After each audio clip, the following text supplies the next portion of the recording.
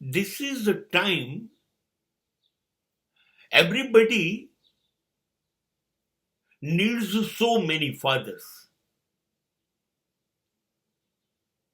in the form of godfathers. Otherwise,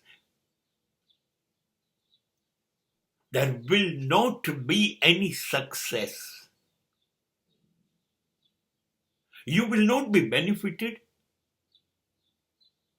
You will be defeated. You will be loser.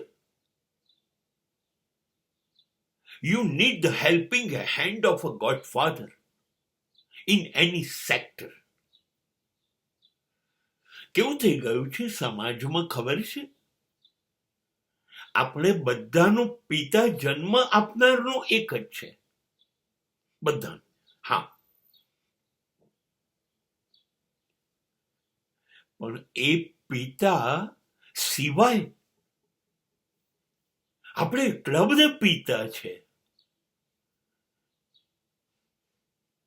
We have got lots of father. Otherwise, we cannot move further. There will not be development.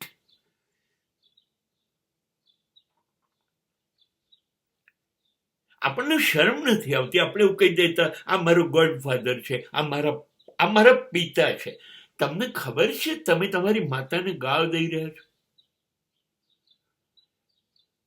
અરે આપણે ત્યાં સમાજમાં જ ચાલી રહ્યું છે. હું મારી પત્નીના પિતાને પપ્પાજી કહું છું, પત્નીની મમ્મીને મમ્મીજી કહું છું. હોઈ શકે હા એના મમ્મી છે, એના પપ્પા છે, મારા નથી. જ્યારે હું કેવી રીતે એવું કહી શકું આ પણ મારા પપ્પા મમ્મી છે ને મારા મમ્મી પપ્પા એ જ હોય જેણે મને જન્મ આપ્યો. હવે જે બધાને હું પિતા કહું છું, માતા કહું છું, એ બધા મને જીવવામાં મદદ કરે. એટલે હું પૂંછડી પટપટાવું છું, લુચ્ચો બની જાઉં છું, સ્વાર્થી બની જાઉં છું અને દરેક જણને કહું આપ તો પિતા તુલ્ય છો, માતા તુલ્ય છો. એ રાજકારણ હોય, શિક્ષણ હોય, રમત ગમતનું જગત હોય, કલા જગત હોય, પણ આપણને હાથ પકડીને તક આપનાર જે છે એ આપણો પિતા.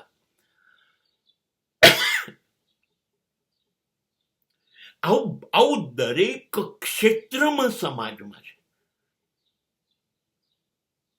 બસ તમે એને જાહેર કરી દો, સાબિત કરી દો. અરે તમારા વગર મારું ધ્યાન કોણ રાખે? હું તો તમારું સંતાન છું. તમે ભણો ત્યારે એક શિક્ષકને પકડી લો ગોડફાધર તરીકે.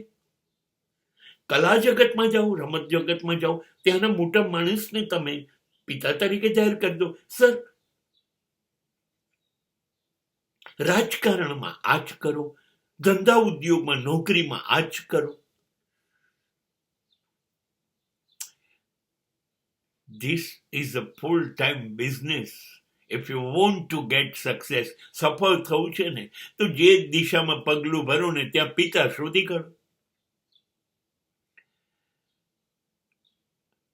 આપણને આવડી ગયું છે. જન્મ આપનાર પિતાને ખોઈ નાખતા.